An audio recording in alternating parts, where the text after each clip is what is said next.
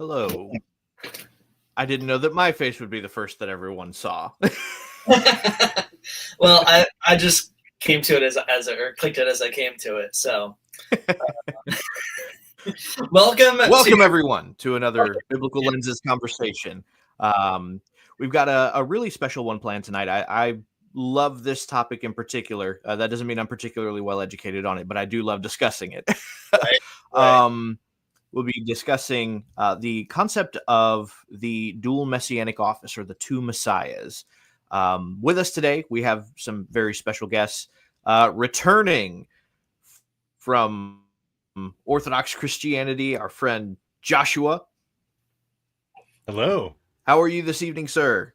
I'm doing well. How are you? Doing well. It's always a joy to have you.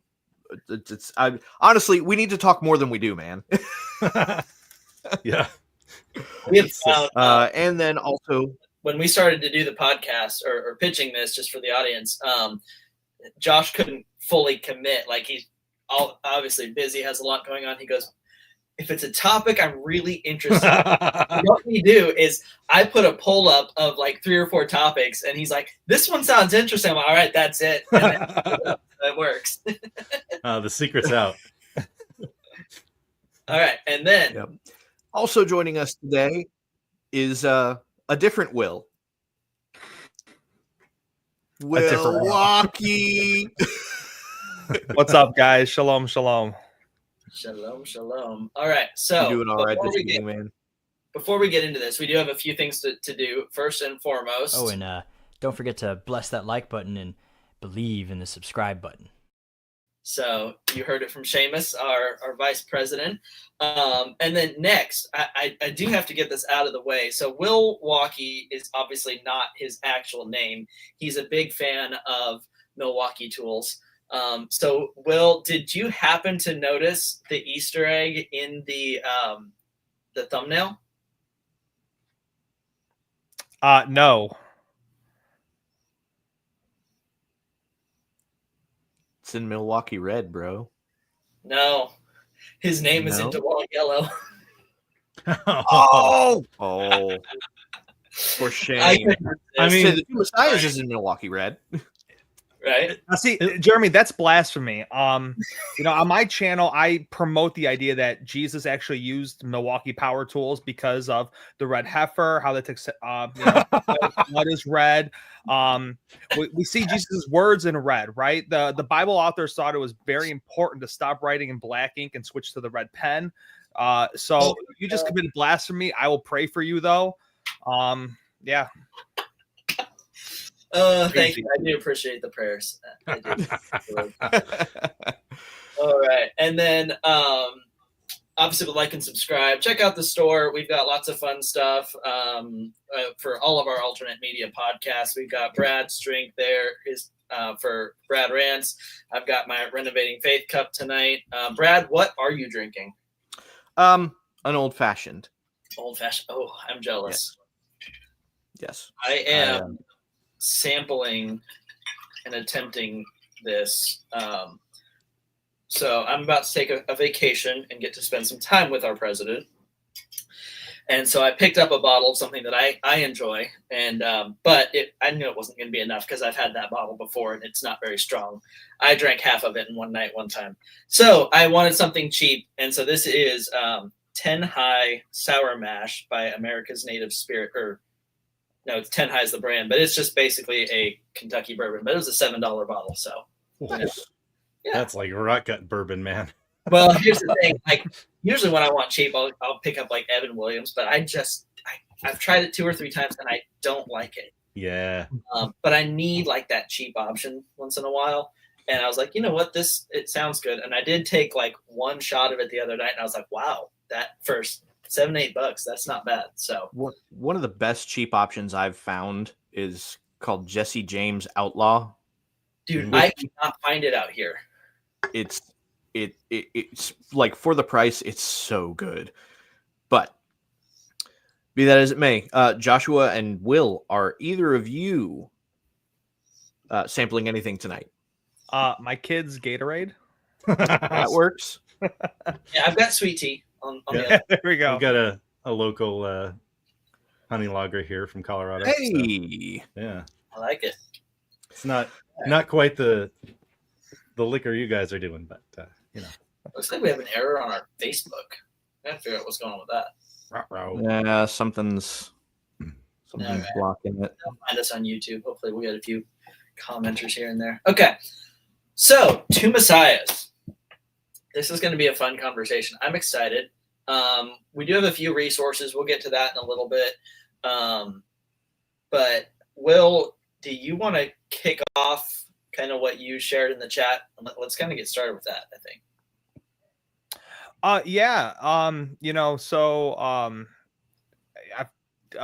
When we talk about like the concept of Messiah, it's really interesting because we really don't see a pure grounding of a Messiah figure, you know. Now, I'm not saying that there's not or anything else like that. We see a lot of typology. A lot of rabbis have noted a lot of things and stuff like that directly, but we don't see something in the absolute sense really until the book of Daniel, chapter 7, where, you know, when he sees the vision, he sees the Ancient of Days. Obviously, that would be Hashem sitting on his throne. And then I think that's like verse 9. And then if we keep reading to, I think it's like verse 13, it talks about a son of man coming on the clouds, this whole cloud motif idea. And he is presented before the Ancient of Days. You know, all dominion is given to him. It's his kingdom. He receives the worship. Now that is really the whole Messiah thing that we see. And I think a lot of the rabbis and sages have noted that. And then we see, as we will go discussing on forward, stuff from the Talmud and the Midrash where more typology is brought up, where they can see a lot of the comparisons. Can I actually read? Is it okay if I read the one Midrash that I have? So, I mean, you can. You're allowed. Are you able to read? I read Super Goodo. Nice. Yes. So now this is from the Midrash Rabbah, and now this is from Ecclesiastes. This is what it says. Rabbi Bechira said to Rabbi Yitzhak, like the first Redeemer, Moses was, so will the final Redeemer, the Messiah, be, which we would all agree that would be Yeshua, right? Mm-hmm. Just as regarding the first Redeemer, it is stated Moses took his wife and his sons and mounted them on the donkey, right? Exodus chapter 4, verse 20. So does it say the final Redeemer, as it's stated, a humble man riding upon a donkey, which is quoting Zechariah 9:9. Now that's huge, and a lot of Christians should be very familiar with that because of Palm Sunday, right? Mm-hmm. We see in Matthew 21 and John 12 where those two writers also draw the same conclusion that just as Yeshua mounted himself on the donkey, as it's also presented in Zechariah. Now, it does get tricky because it doesn't say in Zechariah 9:9 that when the Messiah comes, the Messiah will ride upon the donkey, everything like that. But it's how the words are that the rabbis, the sages, and the elders over of time have looked at that scripture and come to that conclusion. So that's just kind of what I wanted to bring up. Yeah, I think it's important really to explore just the what you said earlier about the Torah, right? The 5 books of Moses. This is the reason that the Sadducees actually didn't believe in a Messiah, is because it's not something that is directly, explicitly stated in the Torah, right? So the Sadducees didn't believe it. The Pharisees did, because they look deeper than the surface level reading of all things. And for most of our audience, we'll know this, but for those that don't, the Sadducees didn't accept anything beyond the 5 books of Moses. Mm-hmm. Right. Whereas the Pharisees accepted all of the Old Testament plus the oral tradition and oral Torah. The Sadducees were strictly the Pentateuch. So this conversation for me, and one of the reasons I love it for this show, for the lens aspect, is it cleared up some things for me before I even became Torah observant. And that is, one, I heard all this stuff. People said, well, Jesus fulfilled it all. And when he said it is finished, he had fulfilled all of the Old Testament. And I'm like, reading the Old Testament, I'm like, no, he didn't. Not at that time. Much still. Yeah, not at that time. Open. And we're still waiting for a lot of that. Yeah. And so then, praise God, I came to find alternate media, and I learned about this concept. And the more you guys talked about it, the more I was like, that makes a lot more sense of the biblical data. And of course, keep in mind, I had never heard any rabbinical quotes at this point. This is strictly from me reading Old and New Testament that I'm seeing this issue.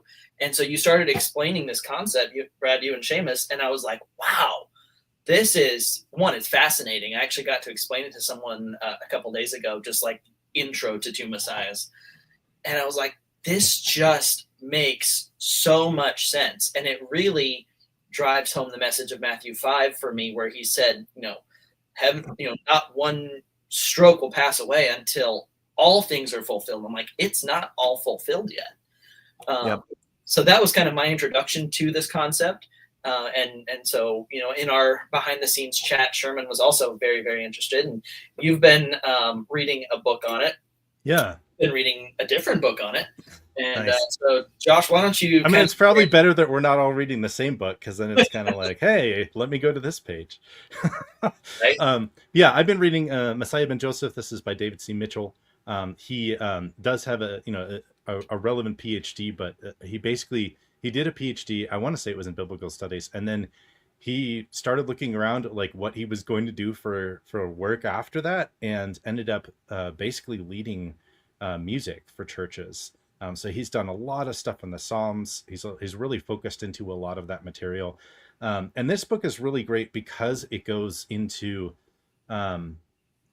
just a wide range of material that touches on this topic. So his argument, and so this is where, maybe we'll have a little bit of back and forth on this. His argument is actually that there are bits and pieces that you can start to see that do have the seeds of this idea in Genesis and Deuteronomy, in the prophets, in the Psalms, and then carrying that forward, obviously, into the New Testament. And he looks at works of church fathers. He looks at the Targums. He looks at the Talmud. He looks at the, all kinds of Jewish writings. And so, and some of them are, pseudepigraphical. So they're a lot of them are actually before Jesus showed up. Some of them are significantly after, and so we even get into some medieval kind of time things. So it's very interesting because he pulls together so much data from a lot of different things over a wide span of time, and then you kind of have to walk the path with him on like, okay, how does this connect?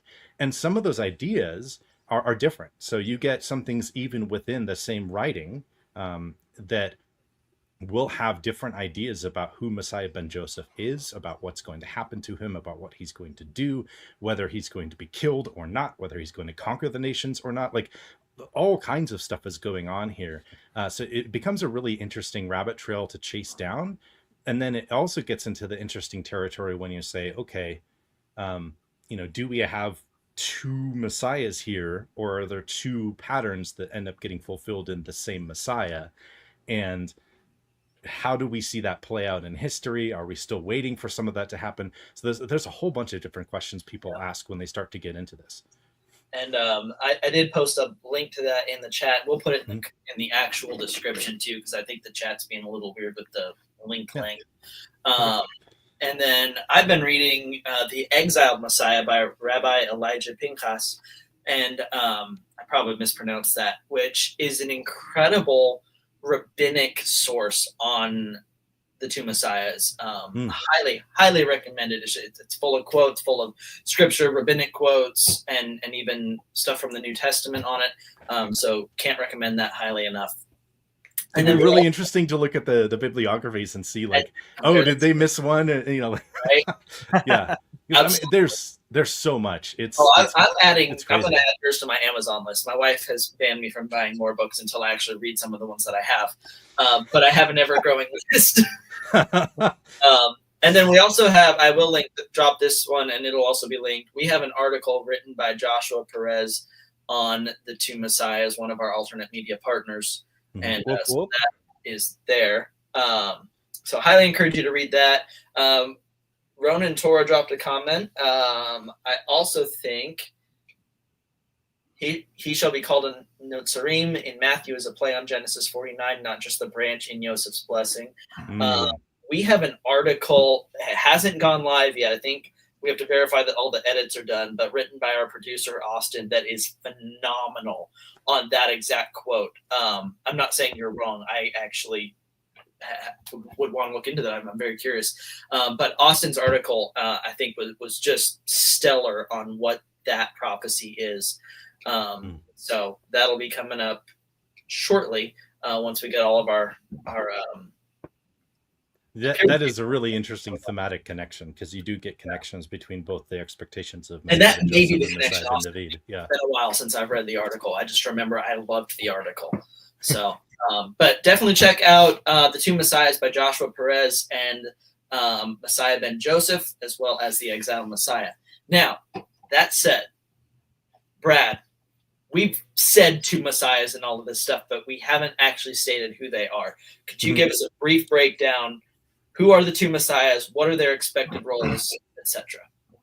Right. So, and this is something that Joshua Perez explains very well right out the gate in his article, is the distinctive roles between the two messianic offices. And one of the ways that I love to kind of get this conversation going, because I do think that the New Testament does allude to this belief in more ways than one. But one of my favorites to reference is actually from Matthew 11, specifically verse 3. Now, this is where John the Baptist has sent his disciples to Yeshua to ask him, right, is it you who we're looking for, or do we wait for another? And every sermon I've ever heard preached on this treats it as though John is having a crisis of faith because he's depressed in prison. It's like, and are it just you never the made Messiah sense. or not?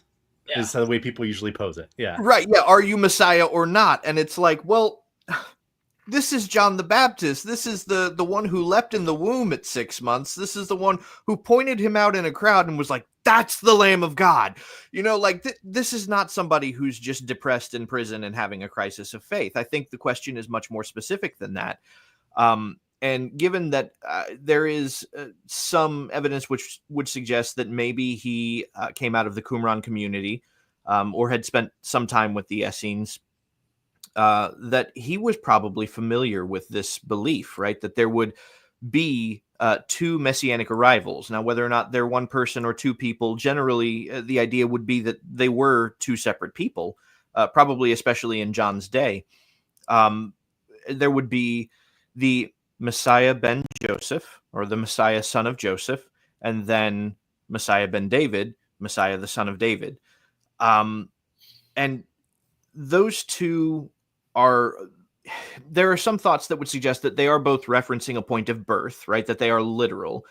But more than that, they are understood to be typological titles. So the title of son of David, the title of son of Joseph, carried specific connotations as to the duties of that Messiah, as to what that Messiah would fulfill.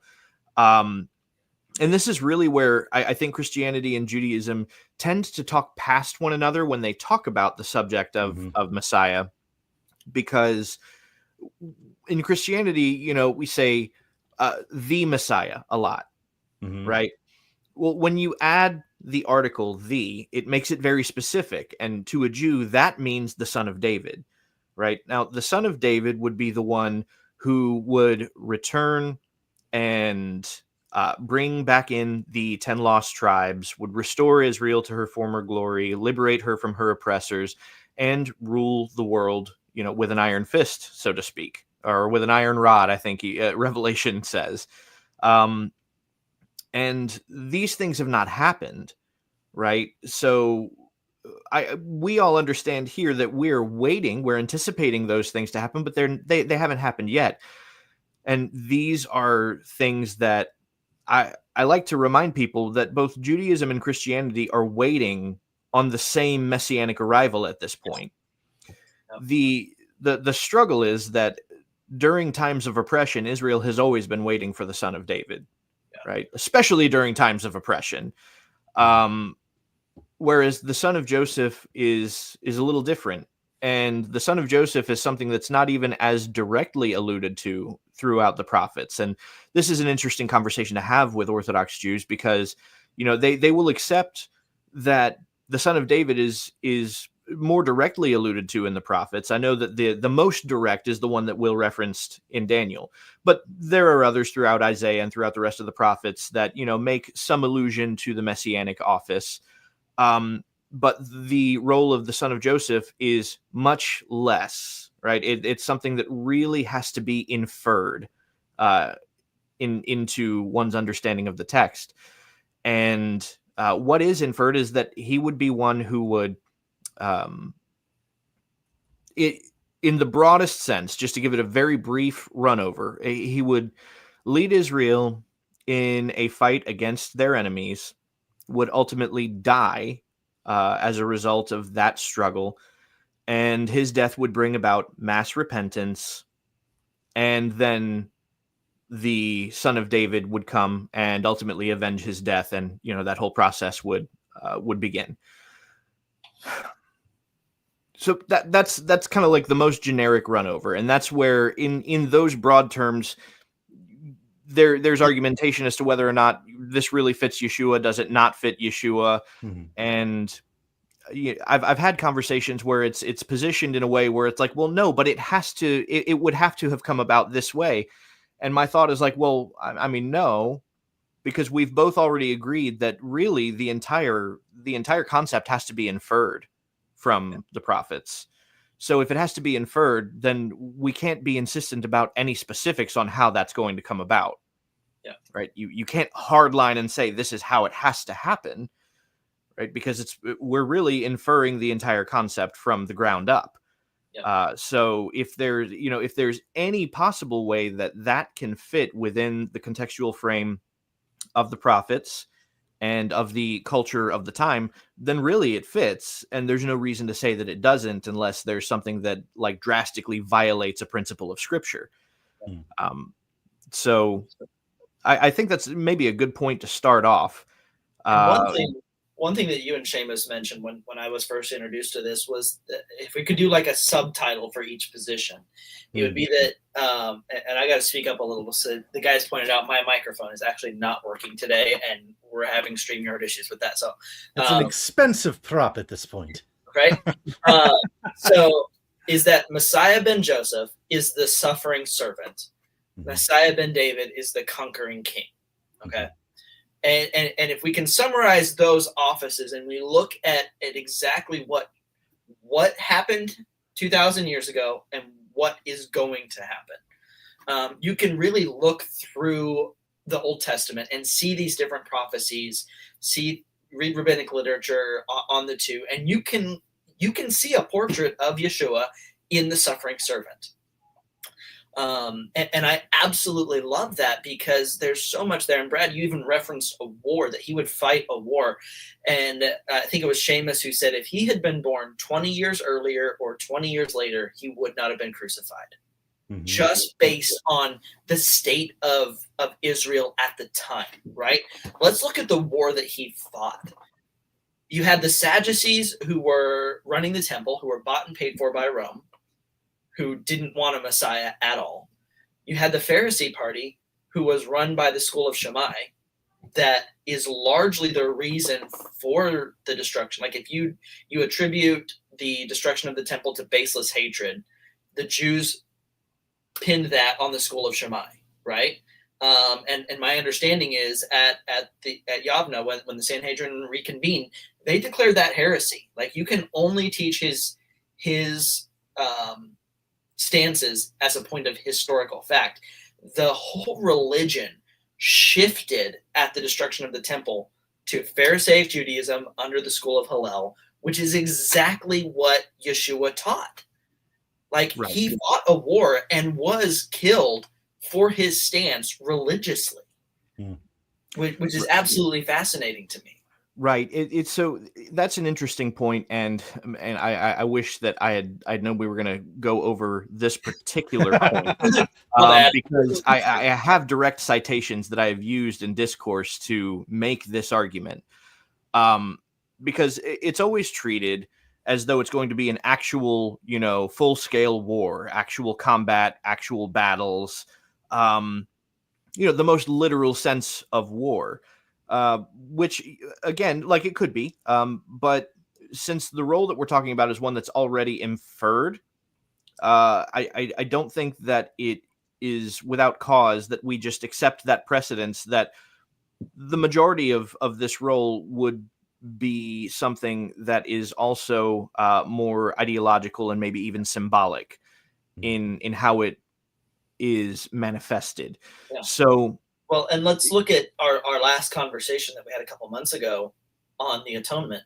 And what did we say should be the dominant view of the atonement for followers of Christ? Because so often it's PSA, but we determined it should be what? Christus Victor. right. Christ being anointed one, which is a Greek translation of Messiah. So the anointed one, or Messiah, the victor. The victor of which is, I mean, like that's literally what this says. It says, it's Jesus Christ conquers. Yeah. Right.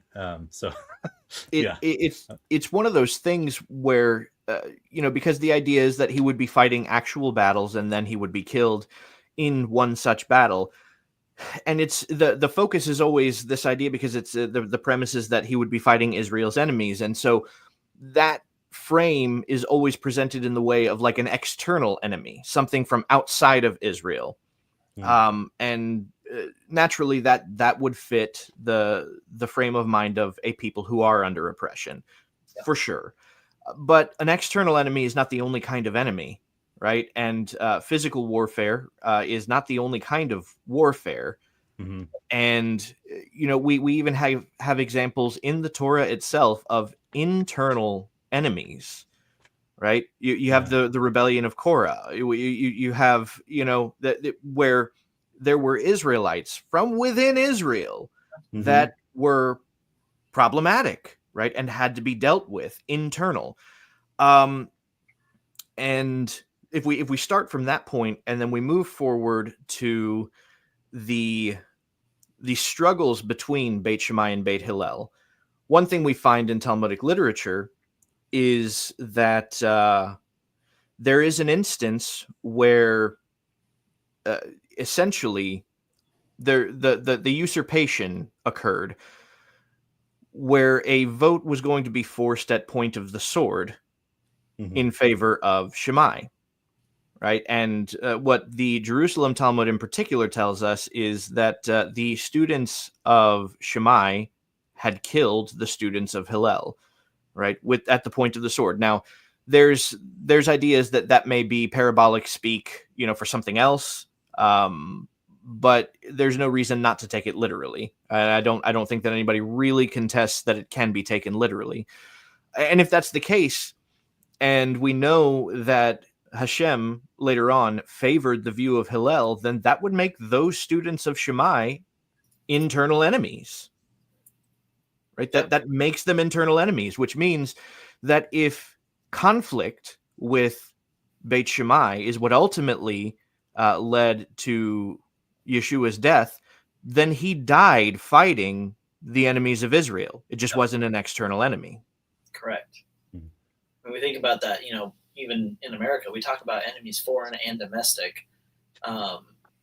There always are. And in Christianity, we talk about church hurt, that there's no hurt like church hurt. When somebody in the church does something that hurts you so deeply, and sometimes that's the cause of a lot of deconstruction, right? Is this separating because of what happens inside. It's not the enemy attacking from the outside that causes the most pain and harm. It's the inside.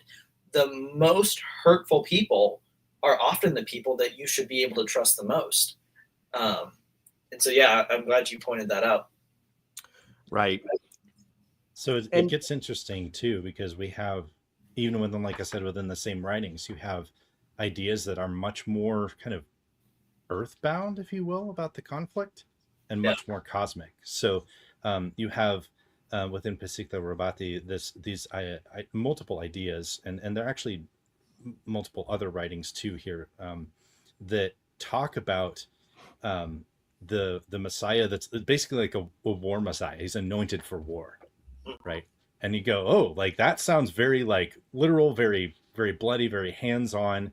You have ideas about him conquering Gog, and putting the nations kind of under his thumb.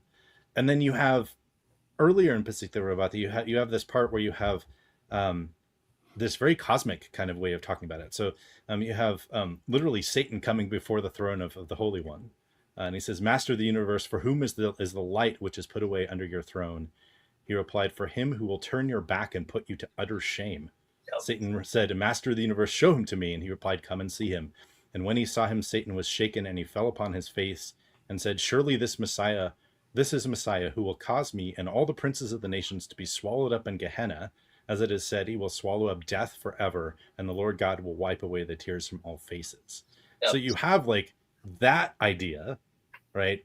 And then connected to that, this idea of even atonement for sin and bearing of sins. Yep. And this is where it just gets really interesting and complicated, because you do have on some level this idea of the dying and rising Messiah, the one who suffers, the one who atones for sin. And then you also have the one who reigns, right? And the one who goes out to war. And for a lot of people, these were two different ideas, to the point where Ramban, when he was in the Barcelona disputation, basically kind of with a straight face, basically says, like, there's nothing in any of our writings at all that talks about Messiah ben David dying, right? He full well knew a lot of this stuff about Messiah ben Joseph, and he of course didn't bring that to the table. So again, just lots of different ideas, and the connectivity of these potentially in one person is part of a very interesting discussion, I think, that can be had with people that are very much still putting Yeshua at a distance. Yeah. I think there's something else to consider too, with the idea of like the warfare itself being non-literal, in terms of the office of the son of Joseph. If we're going to look at the typology of Joseph, and I think that's where we can probably have the most interesting conversation around this is within the typologies, and even comparing the typologies, right? David was the one who is the actual warrior, not Joseph. Right. Yeah. David is the one who actually did physical combat. Joseph was nonetheless a conqueror. Right. One of the views that I've heard expressed is that the time frame of Joseph may have possibly taken place during the Hyksos Empire in Egypt. Right. And at this point, Egypt was not one united kingdom, so to speak.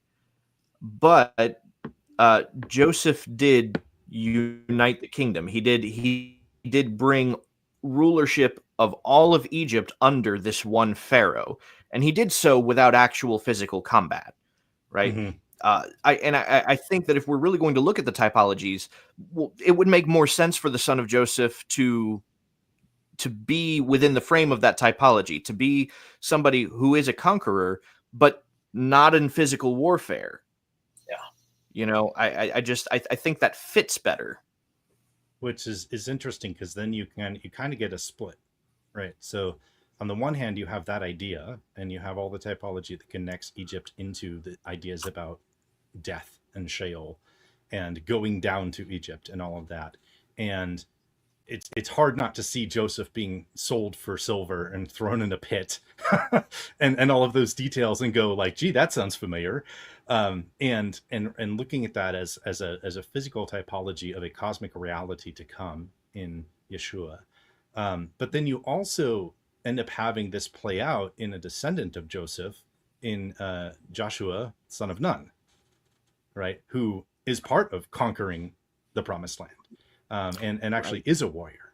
And so there are places in some of these writings where it's pretty clear that they can't be referring to Joseph, because you'll have something where it's like, this is the blessing given to Joseph. And you're like, well, yeah, but also like it has to be future tense the way that it's spoken of. And then you think, okay, could this apply to this descendant of him that kind of fits this picture, right? Well, to some extent, yes, because you have Joshua being a great warrior, but you don't have him subjugating the nations the way that you kind of have this expectation of of the Josephite Messiah in some of these things, and then Messiah ben David and others, and and that's where it gets kind of interesting, because you do have slightly different pictures of kind of trying to understand what's going on. Yeah. Right. And one thing that I've always enjoyed exploring are actually the similarities in the typologies between David and Joseph, right? Just the similarities of narrative that we really don't see, because one story actually focuses more on one aspect than the other, right? Mm-hmm. So for the narrative of Joseph, the majority of the narrative is him and his struggle with his brothers, right? The animosity between his brothers, and then him being a suffering servant. That's like the overwhelming majority of the story of David. And then we get this little bit at the end where he's like a conqueror, and he's ruler over Egypt and whatnot. Whereas with David, we actually get the flip side. But what they have in common is that they're both the least among their brothers. They're both the least thought of among their brothers, right? But that's this little highlight at the beginning of David's story, and then the rest of David's story, he's this conquering warrior, right? So they're really mirror images of one another, but the emphasis is put on different parts of the narrative. Mm-hmm. And I would think that speaks to them being two separate offices that could be fulfilled by one individual, right? Without necessarily it having to be two persons, right? One Messiah who dies, and then then another one comes who's a completely different person. And that's one of the other objections that I typically get to the idea of Yeshua being Mashiach ben Yosef is it gets thrown back at me that, well, but that's Mashiach ben Yosef, and Mashiach ben David is going to be somebody entirely different. Even that's not really so direct. And there are even rabbinic quotations that would suggest that they are the same, right? Well, I don't have the citation, but there's a rabbi that actually straight up says that if the two sticks that are merged in Ezekiel, those are the two messiahs, they are one. Yep, that's totally what I think. And I can't remember if it's Kol Hator or it's one of the citations from either the Vilna Gaon or one of his students that essentially says that wherever you see David, Joseph is there in the shadow, or something like that. It's just something to that nature. And there's another that even compared it to a coin, right? Essentially that they're opposite sides of the same coin.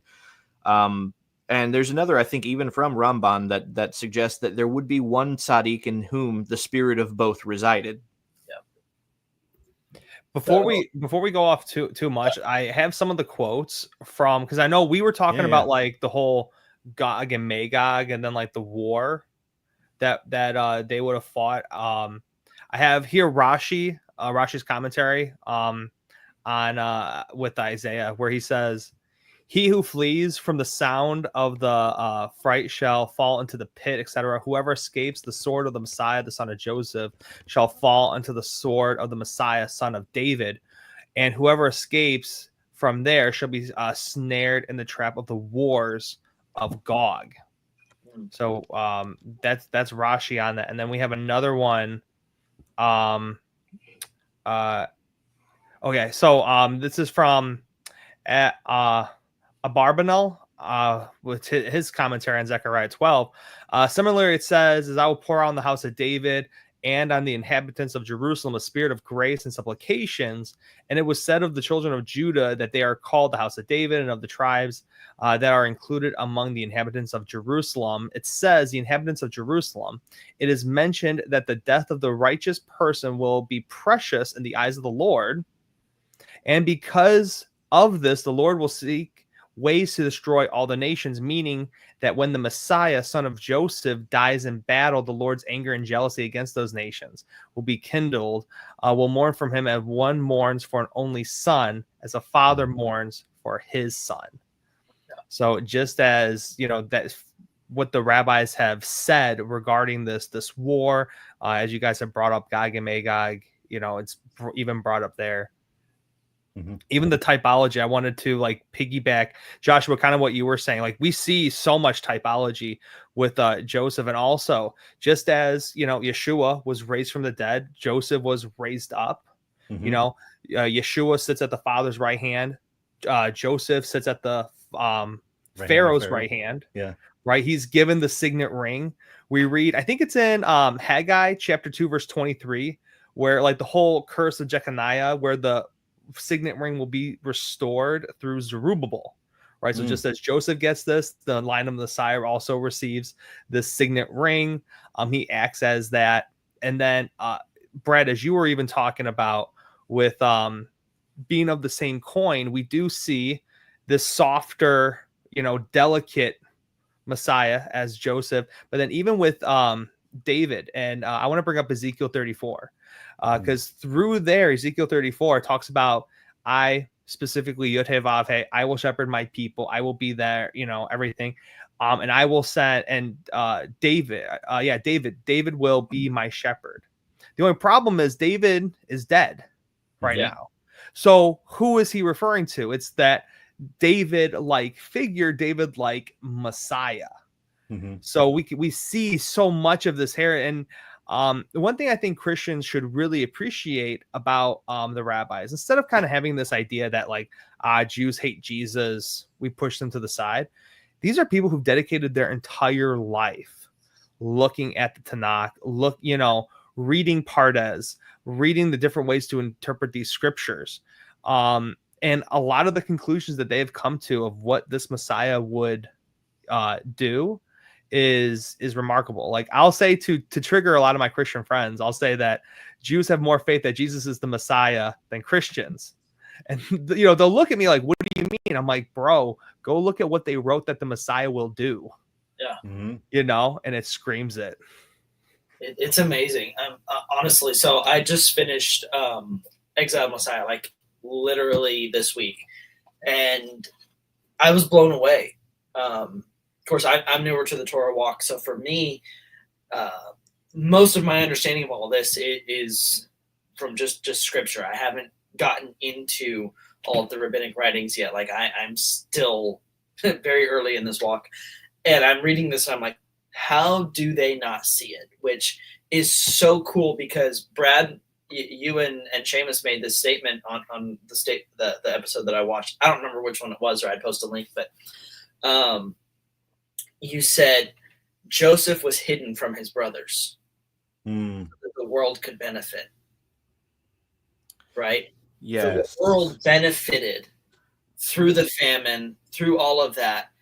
And when Joseph's brothers went down, they didn't recognize him. They didn't know him.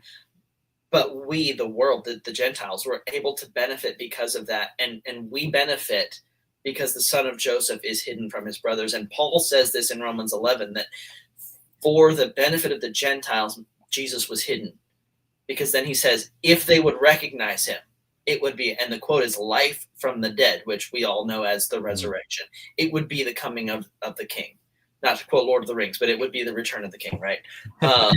So to me, it's so cool when you pointed that out. Like everything about Jesus screams son of Joseph, and then everything about the prophecies in Revelation screams son of David. And I'm working through a project right now. I downloaded just a ton of scriptural cross references, and I've only gone through Revelation chapter 1, where I'm literally just pasting the Old Testament references through Revelation. And like, I want to say Revelation chapter 1 ended up being like 7 or 8 pages of just Old Testament quotes of all that's there. It's incredible. Yeah, that's a lot of. It just points to him. Go ahead. I was just going to say that's a lot of what you see in the Naked Bible podcast when Dr. Michael Heiser went through Revelation, is he was just pulling in all kinds of Old Testament references and connecting it to all kinds of prophecy and just, like recognizing like a lot of this is imagery that's already there, but then it comes out a little different in John's vision. And so, it's like, how exactly that works, I don't know, but it's like this part and this part and this part are all kind of put in a blender, and But yeah, it gets super interesting. The thing that kind of caught me, Will, when you were talking about it, is the connectivity of that sense of Ezekiel, right? Because you have Ezekiel 36, you have the dry bones and the resurrection essentially of Israel, and then that kind of going straight into Ezekiel 37 and the two sticks and the reunification of Judah and Ephraim and Judah and Joseph, and all of that kind of being tied together.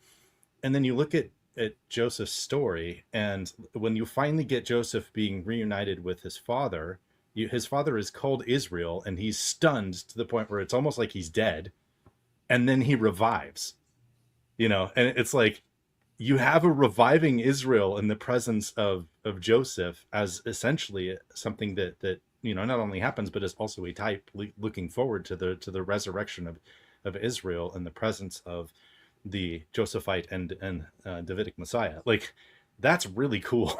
And there's just a lot there where you just kind of keep going back and forth, going like this. Like, I feel like the conspiracy theory guy with all the strings on the board, but it really is. There's so many interconnections in the text that it's just amazing to see. And I think that's what Yeshua meant when he said, like, you like, this is what Moses wrote about me. Now, I don't think, verbatim, like only the Torah. Like, we see the entire Tanakh too, where you can find any parallel to Yeshua within that text. Yeah. And what I love about this, as someone who's kind of over the last few years really gotten into apologetics and taught apologetics, is for so much of my life, I looked back as this was a thing that was done, right? Mm-hmm. This puts me in the same spot as the entire crowd of Hebrews 11 that we're looking forward to the promise, right? Yeah. No longer am I saying, well, he came and did. It's, yeah, he came and did, but look what's still coming, right? And yes, as a Christian, I looked forward to all of that, but how much more now diving into these things at a whole other level? I feel like I've transitioned from this, this dispensational level of and replacement theology of, well, we are the church, we are the fulfillment, to I've still got to look forward to this hope of what's to come. And like, I don't know, I feel like I identify so much more with those Old Testament characters and even with the Jewish people of, for me, I look at this and I say the Son of David hasn't come. I mean, yes, he came once. He is the descendant of David, but he didn't come to do that. And now I look forward, rather than saying Jesus did it all, I'm like, no, Jesus did what I needed. He's still going to do more. And we were studying today in church, our Connect classes, we're all doing Psalm 105. And I got to talk a little bit about God's faithfulness and the eternal covenant with Israel. And I said, hi. And I was talking about, like, look, this is so important because we're looking for this too. And Brad, you mentioned that, Christians and Jews are now looking for the same Messiah. We are. Yes. Yes, they claim, blessed is he who comes in the name of the Lord, Hosanna to the Son of David, on Palm Sunday. But at the same time, he came to do something completely different. And yes, he's a descendant of David, but how much are we still looking for that promise? I think it's actually noteworthy to point out, that of all the times that an opportunity came up, there are two specific references in the Gospels where it really seems like Yeshua is being asked to step into the role of the Son of David, right? And these are some of those things that the first one in particular, right? Yeshua's first miracle. This is something that you don't really learn if you're not familiar with rabbinic literature, but the turning of water into wine in particular is a miracle that is more often attributed to the Son of David, right? And when Yeshua is being asked to do this, what is his answer? What does he say? He says, "My time has not yet come." Yeah. Right? He actually clearly says it's not time for that yet. And then the second example would be when he is being asked if he's going to attend the festival by his family. The festival being Hanukkah, right? Which is a story of of Israel overcoming their oppressors, of rededicating the temple, or which really is the first step to reestablishing the kingdom, right? You really have to have the temple first, and so there's illusion there to whether or not he's going to step into that role. And what does he tell his family then too, right? He says that my time has not yet come, right? We have two examples of really where there is an allusion to him being asked to step into that role, and he says it's not time for that yet. Yeah. Right. But I wanted to touch on the allegory with Joseph, because it really is beautiful, and it's a little more obvious, the typology between Yeshua and Joseph, right? We get this idea Joseph is not particularly beloved by his brothers, and then they relinquish him to the nations, which Egypt is throughout rabbinic literature euphemistic with the nations more broadly. Mm-hmm. And you get a few different patterns like that. You get Edom like that. You get Ephraim right. like that even sometimes, and you get Egypt. Yeah. Right. And so, so he's there. And while there, he is dressed to look like an Egyptian, right? He no longer looks like the brother that they recognize. And he even leans into this a little bit by alluding to Joseph, that is his cup that he uses to divine with. He kind of he leans into this association with the nations that his brothers have, right? This idea that they have of him of being an Egyptian ruler. And it's not until later at the end of the story where he reveals himself. I think an interesting conversation could be had about the fact that he clears the room of the Egyptians before revealing himself to his brothers. And Will, you may be familiar with this, but according to the Midrash Rabbah, when he revealed himself, that's a direct allusion actually to him revealing his circumcision. What he revealed to them was the sign of the covenant. What he revealed to them was, this is prior to Judaism being a thing, but it's what today would categorically distinguish him as being Jewish. Yeah. Yeah. So I'm curious, because some of the things you have said make me wonder, and this may just be a place where we have differences of opinion, which is totally fine. I'm fine with that. Do you see Messiah ben David as a role that is entirely or almost entirely yet to come that Jesus is going to fulfill? Or do you see ways in which he has already or is currently fulfilling that? I'm curious how that plays out in your minds, because I think we can all say that we're looking forward to a future fulfillment of the fullness of the kingdom, right? Although we may even see some of that a little bit differently about how that plays out, and that's again fine. But I get the sense we might have a little bit of a different idea about what some of the already is that ties into that not yet, or whether there isn't already. And so I'm just kind of curious about some of that. I definitely can see some of the arguments that I've read that maybe in a more symbolic sense, the idea of conquering death and hell, these ideas in a very, I would dare say, like in terms of Pardes, it would be much more Sod level interpretation, that one could consider those fulfilled within that frame of context, which to me would just further allude to them both being one, but as far as like all of the most literal, like the hardline literal fulfillments, I personally, I do think that those are mostly yet to come. Okay. Yeah. I would agree. I tend to lean very historic pre-mill is what I guess it's called, or I like to call it Jewish pre-mill, because I do draw heavy distinction to I am not dispensational pre-mill.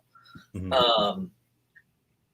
There are so many things when you look at the culture, right? So God makes his covenant with Abraham, and then Abraham goes and walks the land, which, it basically is like exploring the property you just bought type thing. Well, that means in that culture, all of that land that he walks is to become the nation. That's the covenant fulfillment. Which it never historically has. Never had. Even under David, they never reached those boundaries. So I to guess me, this I depends see on that whether you look at that as being that promise being fulfilled through Abraham, Isaac, and Jacob, or whether you see it also being the potential for some of that to be fulfilled under other sons of Abraham and other sons of Isaac. right. But Well, yeah, this is a little bit of a rabbit trail. we're So gonna follow through with yeah, Israel has to have that land. That was the covenant of the land. That's my understanding of it. Now, maybe there's arguments for the other. Now, I will say, right, the most obvious literal interpretation that I would say is most certainly fulfilled is that he comes from the loins of David, 100%, right? And from the town of Bethlehem, right? There are parts about his origin that I would say absolutely, most certainly, this fits the bill for the Davidic Messiah. Is Daniel 7 a future thing, or has it already happened? Oh, future. Okay. Yeah, I would say future. That's the sense I was getting, because I don't agree with that, but that's fine. I'm totally fine disagreeing. Because when I look at it, podcast though. I mean, well, yeah, exactly. I'm We have different actually lenses. very curious to hear your thoughts on that.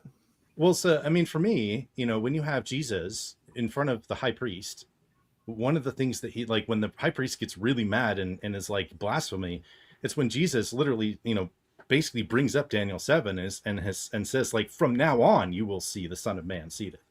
And so it seems to me like he's making that much more a from now on kind of thing than just a future thing. And that seems to me to also be carried forward in the way that Hebrews talks about the Messiah. It also seems to be something that Peter in Acts 2 talks about when he literally is just like, guys, like, God has made Yeshua both Lord and Christ, has made now, right? So for me, I see a sense of Christ ruling in the midst of his enemies even now, right? In the heavenly sense, on the throne of heaven.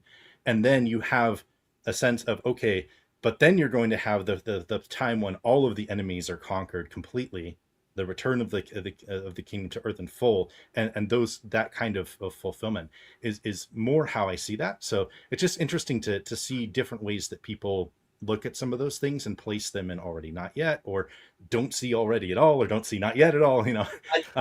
Yeah. You said, because I don't understand that text to mean from henceforth you'll see. I think it's as I remember it. Okay, now I'm not looking at the passage. It's Sure. In the future you will see. And one thing that I always remember is in Acts 7, Peter says that he's standing at the right hand of God. He's not seated yet. That coronation, to me, as I understand it, hasn't happened. Now, again, I'm not looking at it, so I could be completely wrong in how other passages read, but I would, that's my understanding. I would actually point out, because I don't really inherently disagree with that synopsis. But I would say that still falls more under the purview of one of, I would say, either Darash or Sod in terms of Jewish exegetical exposition. When I say a literal interpretation, I mean, the actual hardline look, this is what it says will come to pass. And so in terms of ruling in Israel, I mean, like, as the actual literal sitting king in Israel, that part I do see to be, future coming, but I don't disagree at all that, he's been given this authority at, I dare say, a higher jurisdiction. I would have to think about it a little more, but I don't think that I disagree with that inherently. So let me, if I can, I just want to read 13, 14, and 15 real quick. In my vision at night, I looked, and there before me was one like a son of man coming in the clouds of heaven. He approached the Ancient of Days and was led into his presence. He was given authority, glory, and sovereign power. All nations and people of every language worshipped him. His dominion is an everlasting dominion that will not pass away, and his kingdom is one that will never be destroyed. So, like, I think, like, I agree with Brad to where, like, I can see where, like, you're coming from, but I think, like, the fullness of it would be him coming back. Because when I read this, like, I do think of Revelation of the New Jerusalem, descending from above, resting on the earth, everything that's established. We see everyone in that kingdom. And Revelation talks about there are dogs outside of that kingdom. We are now adopted sons within that kingdom. So I think like the fullness of it, that I think it would make, I think it fits more of that Revelation style of him returning.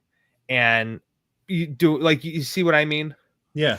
No, I mean, I definitely, I have a pretty good, so I grew up Calvary Chapel, so all that, all the like future kind of stuff. Yeah. I'm pretty familiar with that way of thinking about it. Whether or not I grew up thinking about it in all of the details that you guys are thinking about it with the various layers of Jewish interpretation is a completely different question. But like, at least in the broad sketches, like, yeah. An example, I think that maybe could kind of ground where I see both, right, and I don't disagree. One of the common responses that we would all get from Judaism regarding any of the messianic passages, particularly in Isaiah, though, is that they're about Israel, God's servant, right? And that they're not really messianic, that it's about Israel, God's servant. And yeah, there's certainly a frame in which that works, and I don't think it's wrong, right? I wouldn't disagree with that synopsis, but I don't think that it's actually, I don't think that it fits the most literal interpretation of those passages. I think that it's, that it works. I don't see it as an either or. I don't think they're mutually exclusive. I think it's a both and, right? We can certainly look at Israel's history and see where they really have kind of borne the brunt of persecution on behalf of the rest of the world. There's a number of examples we can pull, throughout history. Actually, one that I love to bring up that was brought up to me by a Jewish friend is I didn't know that we in America during the Revolution only really had to deal with half of the British Armada. Right, the British Army. We only dealt with half of them. If they had sent the entire force, America probably wouldn't be a nation today. But they divided their armada in half so that they could send half of it to deal with less than 1,000 Jews that were purportedly causing a pirating problem in the Caribbean. Right, and so less than 1,000 Jews was enough of a reason for the Brits to divide their army in half to go deal with them. And because of that, America is a nation today, and America has, come to be one of Israel's greatest allies in history and whatnot. But, we have examples like that. But again, I think if we're talking about, a real hardline literal interpretation, this really does. These passages are talking about a person, right? Not exactly a nation, but an actual person, which even in Talmudic literature, the rabbis agree that this is a person, that this would be the Messiah. Mm-hmm. Well, and I'm terrible with references even in the Bible, so much less a book I've read once. But in the Exiled Messiah, he actually pulls quotes from rabbis stating that Isaiah 53 is about Messiah ben Yosef. Yep. Same in this one. So you don't have to take Christianity's word for it or our word for it. We've got sources that show that high-level rabbis, right? Rambam, Ramban, Vilna Gaon, all these people, they point to Isaiah 53 to paint the picture of the son of Joseph. Yeah. So when a Jew looks at you and says, well, that's about Israel, it's like, well, like Brad said, it's both and that's not us saying it. That's right. So the idea of him being given all authority, right, and dominion, I 100% agree with that. But I would still say that his exercise of said authority and dominion is something that we would have yet to look forward to in terms of like a really, really physical, literal occurrence. I think, Brad, like the fullness. One of the things that you guys have said in the past is by completing his mission as Ben Yosef, he has been given the authority to be Ben David. Yes. I hope that's a steel man of the quote and like accurate, but basically, especially from a non-Trinitarian perspective, there's a lot in Scripture, and this is kind of funny because I'll have people talk about being pre-mill. They're like, well, are you pre-trib, mid-trib, post-trib? I'm like, honestly, I'm post-trib, but I can see elements of all, and that's because even Peter talks about this concept of merit, right? It's all throughout, and so by succeeding as the suffering servant, by his submission to the Father, by his accepting the yoke of the crucifixion, by his drinking of the cup, all of these things, he merited the authority to sit on the throne of David and to become the second Adam. But that has yet to actually reach its fulfillment. I'm probably the only Trinitarian here, so of course we'll have disagreements there too, but that's fine. I'm a quad-Trinitarian.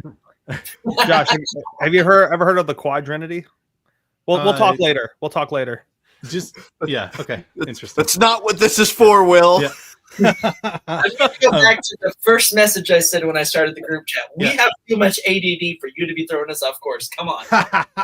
No, but I wanted to say regarding Isaiah 53, well, really Isaiah 52:13 to 53:12, the whole idea of the suffering servant. It's really interesting because when you go to the earliest interpretations of this, especially even the Zohar, all point to the Messiah, right? It wasn't really until Rashi came up where you had the Crusades and you really had Christianity, I think, really screwed it up, and they really put too much hatred on the Jews to where they're just like, look, we need to come up with a different interpretation because they're persecuting us, they're screaming Jesus. So he came up with Israel, which I would agree with Brad.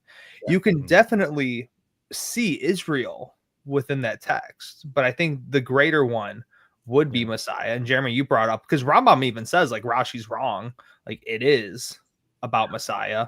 And even it's interesting because one of his 13 principles is to believe in a Messiah. Like you can't be Jewish and ignore the idea of a Messiah figure coming. Right.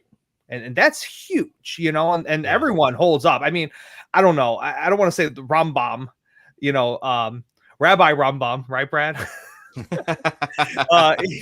is the greatest rabbi of all time, but I feel like he is the one looked at the most with his philosophical framework of Judaism.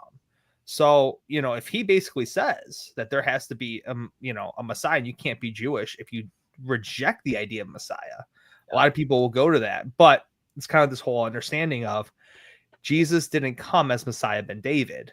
He came as Joseph. That's why I feel like a lot of Jews even struggle with this. Because literally last week I was talking to a guy on TikTok.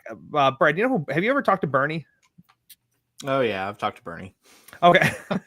and he, I love Bernie though. Bernie's awesome. Great Orthodox guy. But his argument was, to me, is like, well, when Jesus came, he didn't conquer, he didn't do everything. I'm like, well, that was Ben Joseph. That's David's role. But what about Joseph's role? Oh, I don't believe in Messiah Ben Joseph. And it's like they reject this whole idea and they're only looking at David. And it's like, well, there was one rabbi which is interesting because like there's a whole lot of rabbinic writings that are talking about Messiah ben Joseph. Your rabbis say that you should believe in Mashiach ben Joseph. There was one rabbi that actually said, he's like, if the son of Joseph came, we missed it. Wow. I forget which one it was, but I was like, wow, it's so true. Like, I mean, I think you did, and that's okay. Mm-hmm. He'll reveal himself when he's ready. It's interesting too, you bringing up the Crusades, because that even has some different dynamics between Eastern and Western Christianity. You have the Fourth Crusade where they actually sacked Constantinople. So you have a lot of like maybe misguided approaches to things that are happening with some of that. And I'm not going to be an apologist for the Crusades entirely, and I'm also probably not going to push back entirely on it, because you also have, there's a reason why the Holy Lands were overtaken by various Muslim leaders, and like I can see why you had Christians say we feel like that shouldn't be right. So a lot of complicated stuff there. I honestly don't know the history well enough to deal with it in deep. But yeah, this is a really interesting comment. This actually, Chris, I'd be interested to read this. I was just looking at that. Yeah, this is something that David Mitchell does connect in the idea that the cutoff prince in Daniel 9 is Jesus. Yeah, very interesting. I'd definitely be interested to read that as well. So, one thing that is interesting is the timeline that's given in Daniel, is from this point forward, so many weeks, it's been brought to my attention that there's actually multiple ways to do the math on that. Some do not line up with a messianic birth. But I actually, I've had conversations with Orthodox Jews they've brought that up and they've said, look, yeah, there are multiple ways to interpret this and then do the math on it. But he said, personally for me, I see it this way. And that actually does mean that there's a pretty big pill that I've got to swallow. That's a bitter pill, which essentially was an admission that he accepts that the timeline would result in a messianic birth, but would still disagree essentially that it was Jesus. And I mean, but that be that as it may, that's actually a huge admission, which I would say favors that interpretation because it's a hostile witness. Brad, so I'm curious with you because I know like you'll talk to you and I, we've talked to a lot of Jews, especially like on TikTok, I feel like, and stuff like that. I brought this up to them and they just flat out ignore me. They like, I'm curious, and this is not a I don't know, mean comment or whatever, but like they just flat out ignore me. And I'm curious, like have you like, what have you gotten from a lot of Orthodox Jews regarding this? Well, so I haven't had the conversation with very many. One reason I think could be an explanation as to why actually use DeWalt tools, not. I think one explanation as to why there might be more silence on it is because, and I've got the Art Scroll commentary on Daniel here. And when it comes to that passage, there actually isn't very much written on it, right? There really isn't very much in the way of rabbinic commentary on that passage, which one could say the silence is deafening. Yeah. And I think it also would allude to the idea that, maybe this passage and, however you want to do the math on the calculation, really wasn't a matter of dispute until more recently. Yeah, but okay, I would agree with you because especially when you get to Daniel's hard because it says like 1335 days. It says, I think like one of the numbers was like times and half a time, which I know a lot of scholars will say 3.5 years. But there's a lot of weird, or 21. I think one of the numbers is even like 2170 days or weeks or whatever. Like it's super weird. But specifically that one where like the Messiah would basically essentially arrive before the 70 AD, the destruction of the temple. Like, right. And I totally agree with you, and I understand even Daniel. I see you, Jeremy. I even agree with you too. Daniel's just like one of those weird books, right? It's in the writings, not even in the prophets. They didn't know where to put that canonically. There's a lot of debate with Daniel even before coming in. A lot of Christians even had their discussions with Daniel, but I have not heard any type of explanation. And I don't know. I was just curious if you did.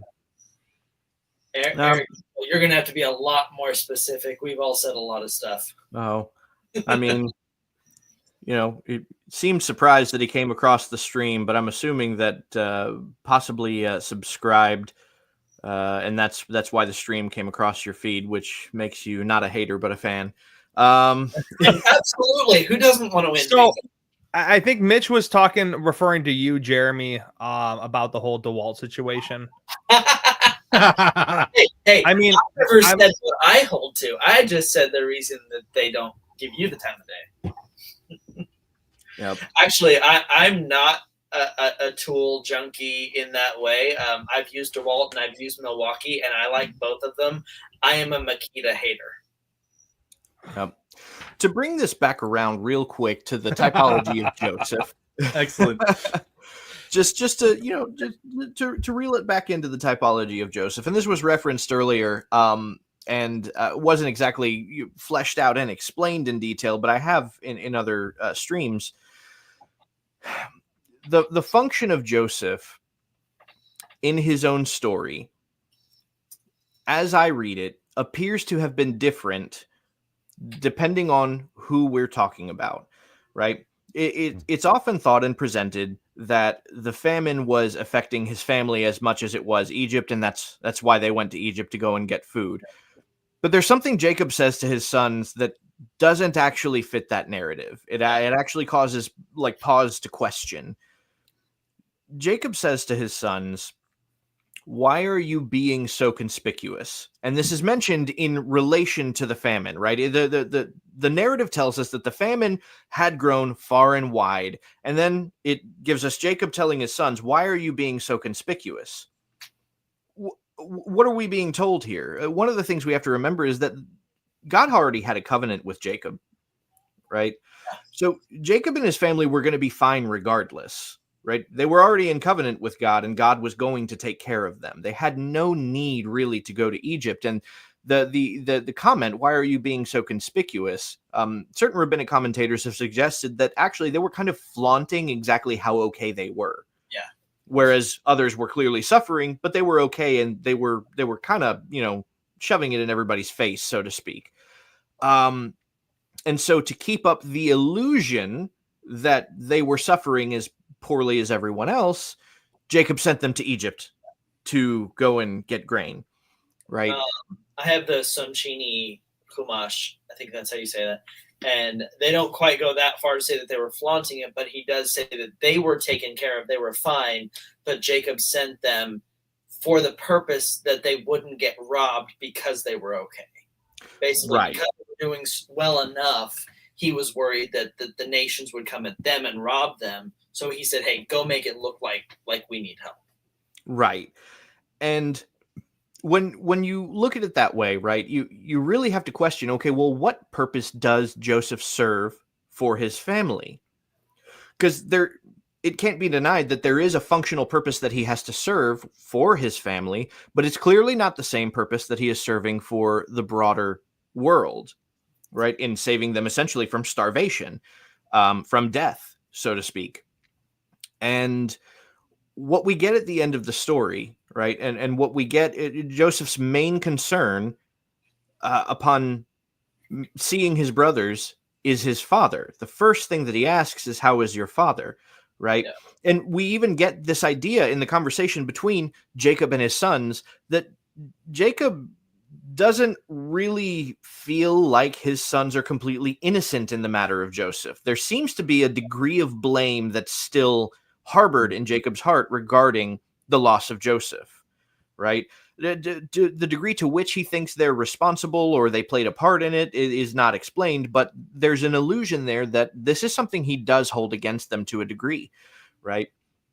And so one of the functions that Joseph serves, which is different between his brothers and the nations, is to bring reconciliation with their father, right? To reconcile his brothers with their father, not to save them from death, because again, they were already part of covenant with God, but to bring reconciliation between him and his father.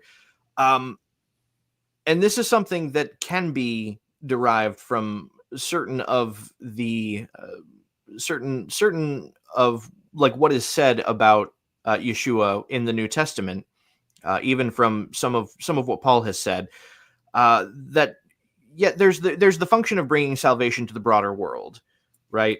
But there's something else regarding the Jewish people. There's more to it. There's bringing reconciliation with the Father for them, which is something that it's different for the Gentile world.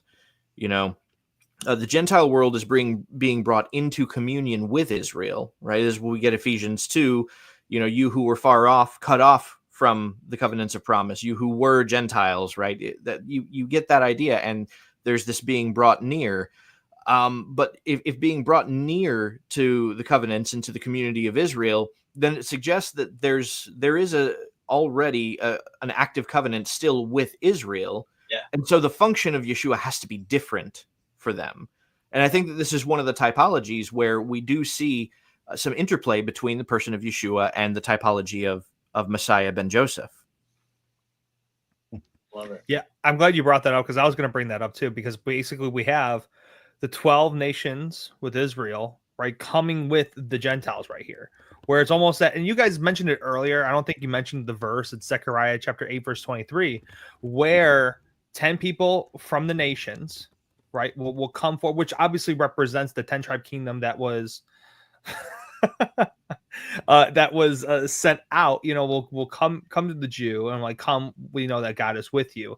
And it's not verbatim what's going on with Egypt and with Jacob's sons and everything, but you can definitely see a lot of the similarities that were there. They were saved because of Joseph, someone from Jacob, essentially, which Messiah also would come through. They were saved because of him. Even when I watch that, I don't know about you guys, I cry every time when I watch that DreamWorks movie with Joseph. And when he reveals himself, I cry every time. I need to watch that. I have it on DVD, and so whoa! You never saw it? I've never seen King of Dreams. Oh wow! Brad, kick him out. Now, Wow. I've actually sung the song in church better than right? I love that song, but I haven't seen that one, and I'm looking for the right holiday, because again, I'm new to the walk. So if you guys have a recommendation, because part of what I do is I try to figure out how to bring my kids into this, right? So every Sukkot and every Passover, we watch Prince of Egypt. That's part of our tradition. We do that with the girls, right? The disbelief on Will's face is just amazing. I gotta say. So, Will, if you can recommend a holiday to watch that with, I will make that a tradition, and we'll watch it yearly. So I have the DVD. I just keep forgetting about it because I don't watch it. This is the Christian Sabbath. Okay, so it's a perfect night, for you can think lie Baruch atah Adonai. Do that. Watch the movie, and then just I don't know. Have you not seen that? I'm so disappointed in you right now. That I haven't seen. I have the DVD. I've been curious about it. I just always forget about it when it's moving. Tonight, watch it tonight, please. Well, the girls aren't here tonight, so you saying the Christian Sabbath is giving me Westminster Confession vibes. Dude, I celebrate Saturday Sabbath. Don't. Prince of Egypt is the greatest movie ever. This one is very close. I would say a close second, just because I'm not a fan of the animation. But bro, you cry every time. Honestly, Eric, you and I need to talk. I am loving tonight. But kind of what Brad says, going back on topic, it is such a beautiful sign, because I do feel like, because the Jewish people do have a spot, right, where Paul even talks about, ones who are part of the original tree, the nations will be grafted into like a wild olive branch, but there will be that time when they see Messiah ben David, and it will be revealed that I'm also Messiah ben Joseph, and just seeing that, I think a lot of Jews will end up saying, I see it now, right? It's that aha moment. It's that light bulb going off where now it makes sense. Paul even says, don't think that they can't be grafted back in. Mm-hmm. Right. Well, and when you think about it, in terms of reconciliation with the Father, right, I would even dare say more so, because Judah has always stood apart. Even in the narrative of Joseph, Judah stands apart from his brothers, right? Yeah. And you expect him to be the one that's the firstborn after Reuben, and then it's Joseph, and you're like, what? Right. There's just some weird ways of standing apart that you don't expect even. and Judah stands apart, and there's his name is Rav Dror. He's got just a fascinating philosophy on that, because he uses this story and he explains, right, we all understand the 10 lost tribes, right? Those are the ones who severed themselves from the covenant, really. Those are the ones who really need reconciliation with the Father, and they've kind of been enveloped into the nations. And so in Christianity, bringing repentance, that's a partial fulfillment. One could derive, but Rav Dror, his whole idea, and it's fascinating. I would love to see how this fleshes itself out in the future. Is he in one lesson explained this, right? He said Judah is the one who said, "I cannot return to my father without this child with me, without the boy with me, without my sibling with me." Right? I can't return to the Father with him. And then he looks at this congregation and he's like, you all claim to be Judah, right? Judah, the lion. And he's like, your siblings are out there, right? The 10 lost tribes, they're out there. Like, how dare you presume to be in a position to return to the Father without your sibling with you? Right? He's really got a heart for the Gentile world in that aspect, and I don't know what his ultimate goal is, but when he said that, it just struck me. It's like, okay, no, so there are Jews even within Orthodoxy who understand this principle, right? That the 10 tribes are out among the nations, right? They're out there somewhere, and that they can't return to the Father without them, right? That there does need to be a reconciliation with the Father on the part of those 10 tribes. And I think, again, if we're figuring in the typology of Yeshua and Joseph, that this dynamic actually still fits in. Yeah. And this is something that conversations between Judah and Joseph facilitated in particular. Well, I still listen to Rabbi Gordon every morning from Chabad, and one thing that he has said, I believe it was him. So if someone out there hears this and I have misquoted, I apologize. But is that he has said that the one thing about Christianity is that Jesus brought monotheism to the world, right? More than any other Jew. Accepting that the Trinity is okay for Gentiles. That the Tosefta actually does say, and I love that because it's true.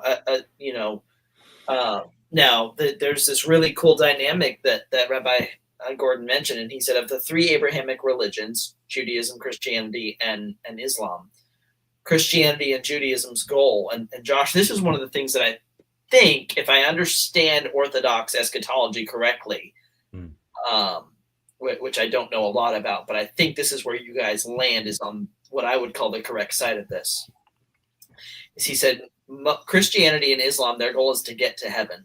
The goal of Judaism is to bring heaven down, and I think that's where Orthodox kind of lands. And I know, there's definitely like a sense of like first resurrection, second resurrection idea in overlap, where you have people in spirit in the presence of God and looking forward to the bodily resurrection and the all of that kind of stuff in there. Yeah.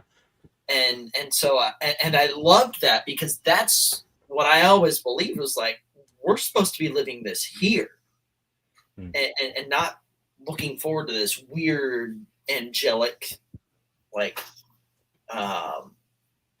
Tom and Jerry-esque eschatology where you're an angel with wings floating on a cloud. Like, we're supposed to bring the message of the gospel, the message of hope, the message of relationship with God to the world now. And that's what Judaism's about. That's what the teachings of Christ is about. That's what so many, and honestly, what PSA gets wrong, not to bring this back to that, is that we always come back to it. It's about getting out of hell. No, it's not. It's about hope now. It's about living a better life now. It's about freedom from sin and from the enslavement of sin from Egypt, from these things. Now we can have that. That's what Christ the victor is. It's about the conquering of sin and death. It's the fact that we're not slaves to sin. And part of that becomes being free from the fear of death too. Correct. To the point where a better life now can also still include things like being martyred. Like that's definitely not a prosperity gospel thing, but it is a Christian thing. Well, and that's one of the things you can't experience the resurrection if you don't die. I mean, and this is going to be one of the essential human experiences. Right. Mm-hmm. Well, and that's what C.S. Lewis said. Is he said the difference between someone who is, I don't know what so we're going to get demonetized for this statement because I don't know the online statement for this. But he said the difference between someone who is suicidal and someone who is an adrenaline junkie, right? When we talk about laying down your life and finding it, is he said that the person who is suicidal is dead to everything. He kills himself to everything. But the person who lays his life down, the adrenaline junkie, is so committed to a cause that when he is so close to death for his cause, he is never more alive. Brad, what did I say? Just you brought up Rabbi Foreman and now this topic, and I can't get out of my head ever something that he once pointed out, and it's one of those areas where like Jewish wisdom is like, man, how could it really just be that simple? He's like somebody who is suicidal, they think to themselves, oh, I don't matter at all. I got to kill myself, and he's like, well, like, you don't matter at all. Why would you kill yourself? Like, you're not that important. Right. Wow. That's turning it in a different direction. Wow. Boy. Total abandonment. Which, I mean, it kind of reminds me of people that are militant atheists, right? It's like, if you don't believe God exists, then why do you care? Right. Why are you this passionate about that? That is kind of interesting. But how do you hate something that doesn't exist? So, wow. Jeremy, because you guys brought up PSA, I'm just curious, real quick, to Jeremy and Josh, what's worse, someone who has the beliefs of PSA, or someone who has the beliefs of a Unitarian?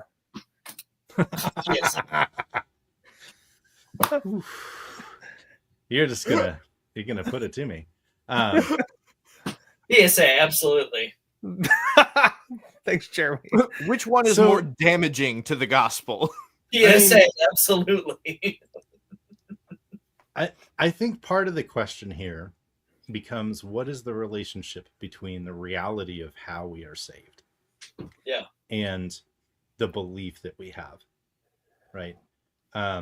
Because a lot of people that believe in PSA, like they don't know any other way to see it. So to them, to deny that, you're denying that Jesus saves, and that's clearly not where we're coming. Right. So I think maybe a way to say this would be something like, I believe that Jesus saves because of who he is, and I do think the Trinity matters in that, right? How exactly that plays out in terms of what beliefs do you need to have and all of that? Like, I definitely think there are, I guess you might say, safer beliefs than others. But like, Jesus is the one who is coming to judge. Yeah. That's not me. Right. So like, I'm just not in a position where I tend to try to say like, this is what's happening to you if you believe this and you believe this and you believe this. Now, the church says a lot of things very strongly, right? And I'm not disagreeing with those. And the people that said those things, they are in the position of actually speaking with some authority on that. I'm not, right? So for me, I look at it and it's like, I do think it's important. I do think there are reasons the church has taught what it's taught. I do think there are reasons that they have said things as strongly as they have. But, again, at the end of the day, like, Jesus is the one who saves, and Jesus is the one who will judge. And how exactly all of that plays out for any individual person, like, I'm really glad I don't have to be the one to figure that out. Exactly. Well, and I had like a little, like literally 4-comment thread with Jonathan Pritchett of Trinity Radio on this, because, if you say you have to believe that Jesus is Lord, Trinitarians and Unitarians both agree that Jesus is Lord. Yep. The point becomes, what is Lord? Mm-hmm. And I've heard so many Trinitarians say, well, if you deny the Son, you deny the Father. I've never met a Unitarian that believed in Jesus that denied the Son. Mm-hmm. They believe he is the Christ, which literally means the anointed one, right? And so I can't draw that line of distinction, because honestly, what drew me to Torah observance was the fact that Brad and Seamus live as followers of Christ more consistently than most Trinitarian independent Baptists that I had met. And I was independent at the time. I'm not now, but well, that is a particular niche. So it's very particular. That was the exposure that I had, right? Josh, I'm sorry. You were a heretic. Okay. You also probably believe in works salvation. Oh, of course. Yeah. Let's just bring that straight to that. Let's bring that Rupik and just blitz everything with it. Right. As I said in the private chat, Jack Hyles is the fourth member of the Trinity. Okay. I disagree. That's the world I grew up in. So, but I'm like 4 or 3. What? Okay. But to see these people come along and say, well, if you're going to be his disciple, as John said, you should walk as he walked. He was this, so I am this. And to see that, I've heard so many people say, well, Jesus could do that because he's God. And the message of the apostolic writings, the New Testament, is this: be like Jesus. Yeah. Well, right? John literally says, the works he did, you will do also, and greater, because I go to the Father. So there's not one thing that Christ did, to my knowledge, in Scripture, according to the New Testament, that we can't do through our relationship with the Father, through reliance on the Holy Spirit, right? So to me, when I saw these guys sitting here saying, well, Jesus did that, so I do that. Well, Jesus did that, so I do that.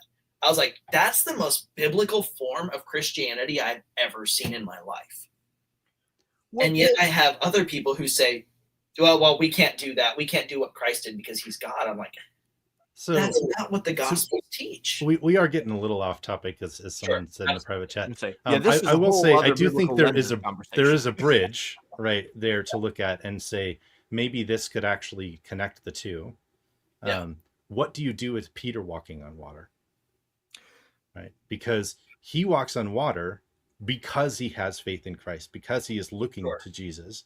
So there's a sense in which something about who Jesus is can enable people to do things that are more than human. Right.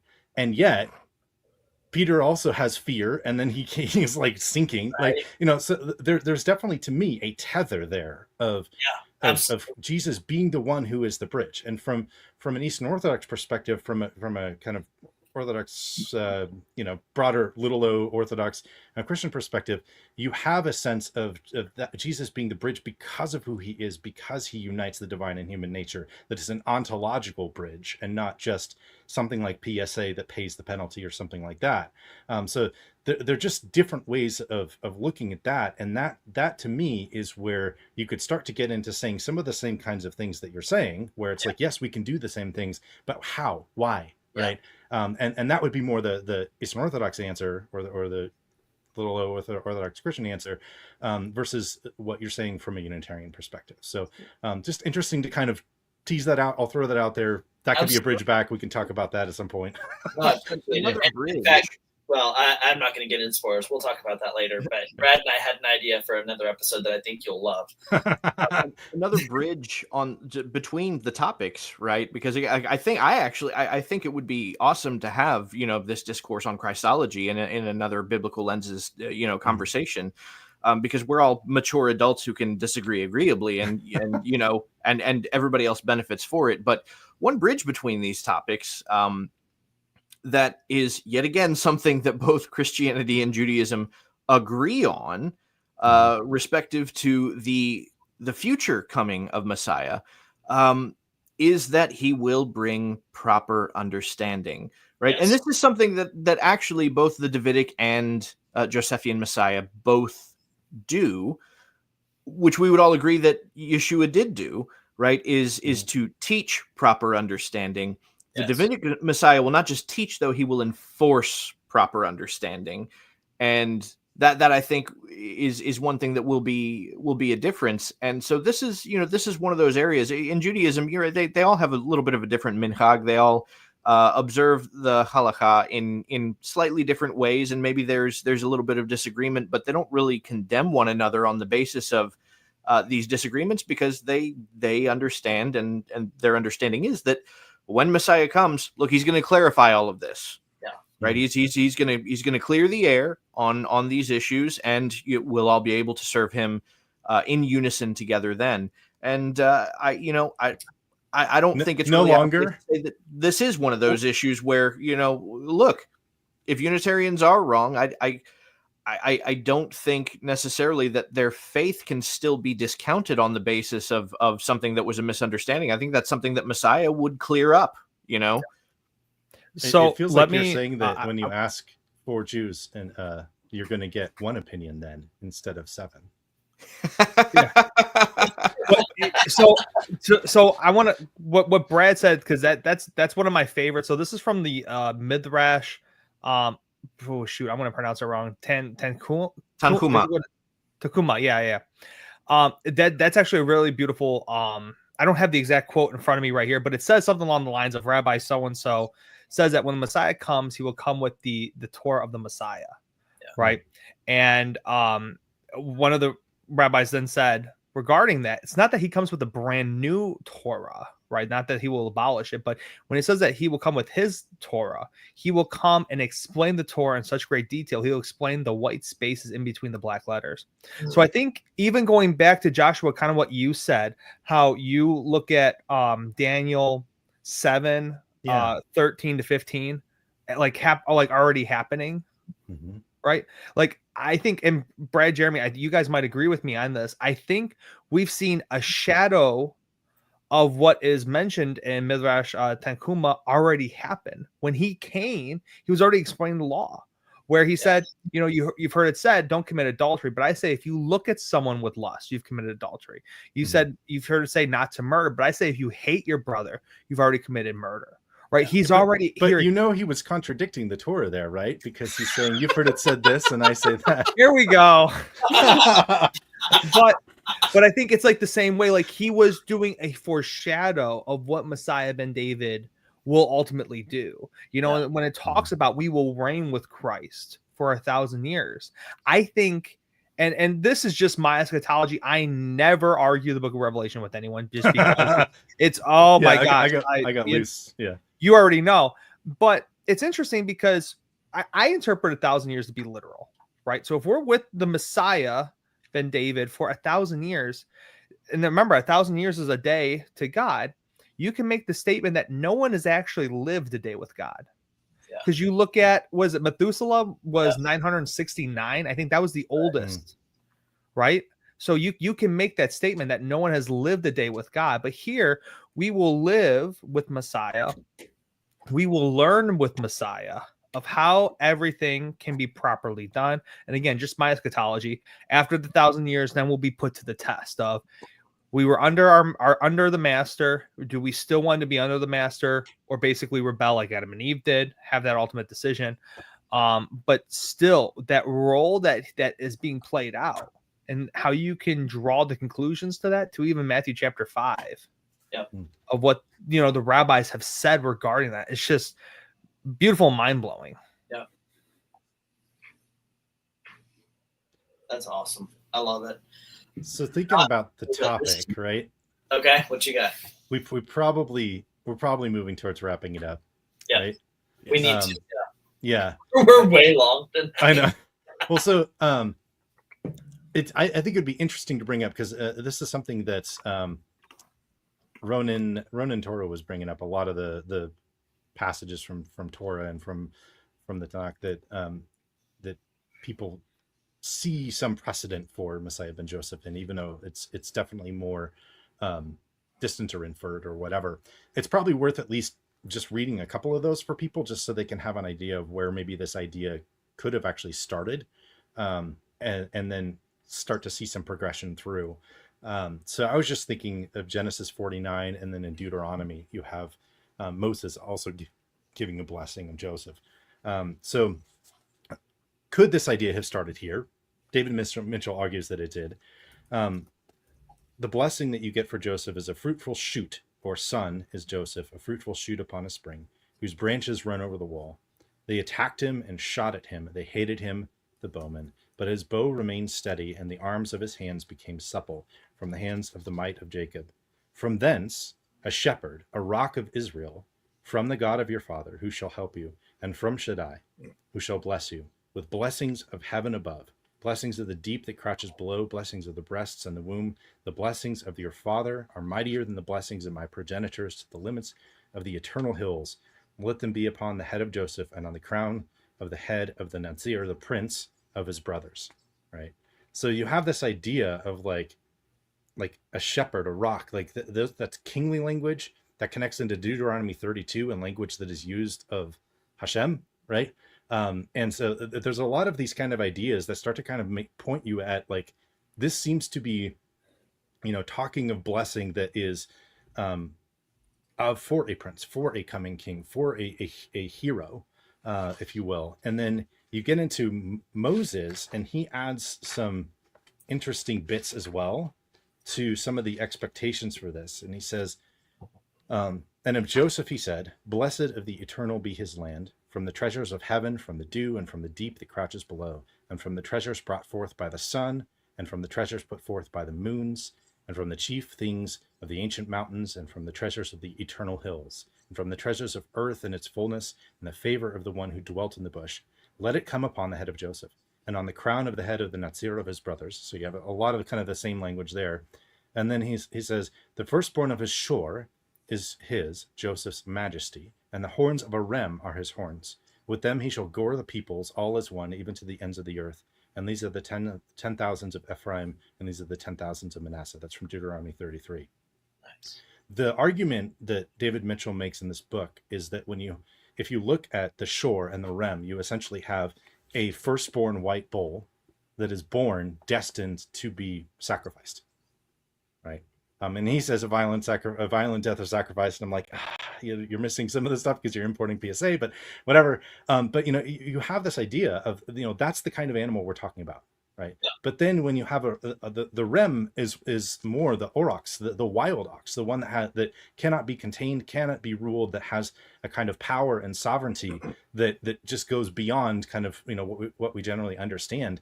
And part of his question is then looking at it and saying like, what happens if you start to look at this and say, could this actually be fulfilled in one person? Yeah. Right. Then you have this idea of the one born to be sacrificed who actually then rules. Right.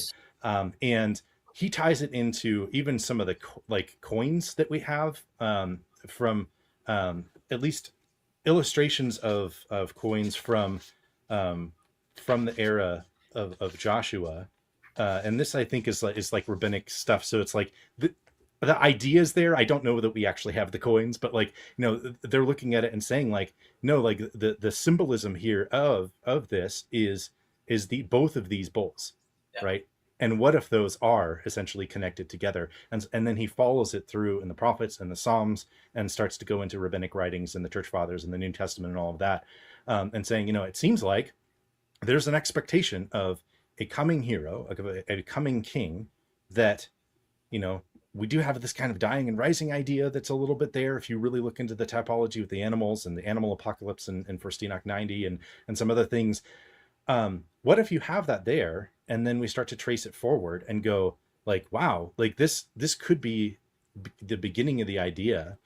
And it does seem like this isn't about Joseph, because it's looking forward to his, people from his generations.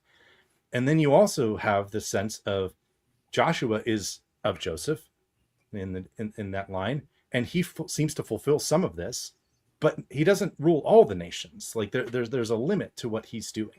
Mm-hmm. What if there is someone bigger that we're supposed to expect that is going to do all of those things, that is going to actually fulfill this blessing of Joseph? And how do you then connect that into some of the other things that happen in Scripture, where you even see things like in Psalm 1 and 2, there are things that are very obviously Davidic Messiah oriented, and other things that are actually seem a lot like Josephite Messiah oriented when you understand this concept. What if you start to have that pulled together? And you mentioned earlier, I think that's essentially what Ezekiel is doing with the two sticks prophecy. I think he's speaking to not only the coming together of the tribes, but the reunification of the tribes is happening because of the reunification of the two messianic roles in the Messiah, in the one person. And that he is the one who brings about the reunification of the tribes. And that to me is just like amazing. Yes. And then you start to kind of go like, wow. And you start searching through all these things and looking at these pictures and start seeing like, there's just a whole lot more to this than the story you learn in Sunday school on the felt board. So I just wanted to kind of connect into some of the earlier origins of the idea, at least to some people, to say, it does seem like this comes from somewhere. Yep. And maybe this is some of the beginning, just to give people a place to start. I love it. And we will include, I'll go back and edit the description of this later. We will include links to that book, to Messiah ben Joseph, and then also to the Exiled Messiah, as well as our article on altarnatemedia.com, The Two Messiahs. Before we go, gentlemen, we do need to wrap this up because Brad and I still have to go to the after part. If you are a paid subscriber, please come join us. We had one question from Eric, and we're going to pose it to Joshua first, and then we'll go to the board. Joshua, who is your favorite church father? Oh man. Can I say mine first just to get a reaction from Josh? Yes, do please.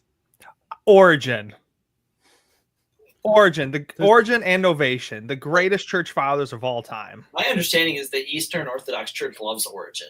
It's the Catholic. He's the greatest.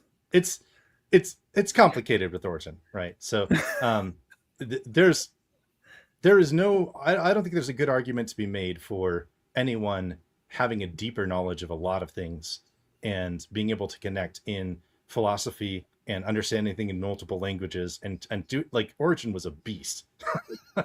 He knew a lot of stuff, and there's a lot there. Obviously some issues that some people have, and some of that came into church councils and things, but yeah, it's hard to argue with how amazing he was and with his work in general. I think for me, it's really hard. I tend to walk this line. Like, I actually thought about who to take on as a patron saint becoming Orthodox, because converting into it, you do that, and I ended up just sticking with Joshua because Joshua is a saint in the Orthodox Church, Prophet Joshua, right? And my priest was like, he's already been praying for you your whole life. You might as well like stay there. Like, this is a good patron saint. But for me, I think if I were choosing a church father, it would probably end up being either Irenaeus or Athanasius. And you can see where each of those trajectories goes, because, Irenaeus ties into so much of this stuff. You look into the way that he understood, who was showing up to Israel in the Old Testament, right? And tying into a lot of these things. He has a lot of really neat things. He had a lot of things where he was fighting with various groups of Gnostic heretics and pushing back on a lot of things where people were basically trying to say, like, oh, Jesus just looked like he was human. He wasn't really, which is so funny because it's the opposite of what we think. Usually it's like, oh no, he couldn't, from a modern perspective, he couldn't possibly have been God, right? From a Unitarian perspective, you're kind of taking that similar viewpoint, but differently.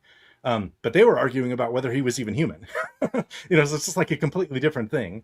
And then Athanasius, obviously, on the incarnation is huge. And especially in understanding things like atonement, like it's really hard to walk away from that book and think like PSA is the only thing I need. There's so much there. Brad, do you have a favorite? I don't know if I could say favorite, but the one that I probably see the most commonality with would be Polycarp. Solid. That's I was gonna say you would probably say Polycarp. Yeah, Josh, I honestly thought you were gonna say either Tertullian or Irenaeus. So I was kind of shocked by yours. Yeah. Nice. Well, what can I be if not shocking? So I love it. Which, okay, so this is hilarious. Total side note, but today, in the service, one of the readings was on the prophet Elijah, and talking about who he is and some of what he did. And so our priest was asking us, and he's asking mostly the kids, right? And of course, I have to lean over in the middle of the service and just kind of say to my daughter, like, I'm pooping. Because of the whole thing where Elijah's just like, maybe he's taking a nap, maybe he's relieving himself. And so that's a joke that my kids have taken on from just how amazing Elijah was in his insults to pagan gods and their boy was a troll. Oh, yeah. That whole commentary is one of my favorites. Yes. Oh yes.